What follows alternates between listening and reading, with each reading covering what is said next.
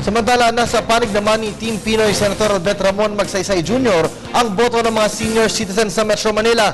Inegito ng Senior Citizens Commission bilang tugon sa adhikain ni Magsaysay para sa kapakanan ng mga nakakatandang sektor ng lipunan. May report si Jackie Sai. Sinuportahan ng Senior Citizens Commission sa Metro Manila ang adhikain ng Team Pinoy Senatorial na si June Magsaysay na itaguyod ang karapatan at karagdagan na benepisyo ng mga senior citizens. Ayon naman kay founder and founding chair of Golden Eagle Society International at former Senator Eduardo Eddie Ilarde na ang mga seniors ang magpapanalo kay June Magsaysay. Makatitiyak po kayo na solid seniors. We consider them veterans. The senior citizens are wise. The senior citizens are oracles. The senior citizens know better. Ang senior citizens ay lalong magkakaisa.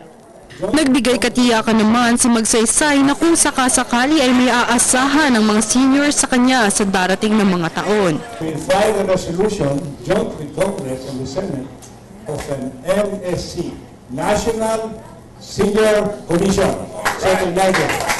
Our old values of hard work, honesty, discipline, Godliness. respect for others, for elders, godliness, and positive nationalism, to be patriotic, to love our country, to love our society.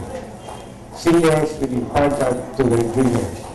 Bukod sa mga senior citizens, ipinangako rin na tutulungan ang mga taong may kapansanan at retired workers na magkaroon ng maayos na trabaho at sapat na sweldo sa kabila ng kanilang kapansanan at edad. Kasama rin sa pagtutuunan ng pansin ni Magsaysay sakaling mahirang na senador ay ang pagsugpo ng red tape o korupsyon sa gobyerno patungo sa daang matuwid. Para sa Telebisyon ng Bayan, Jackie Sai.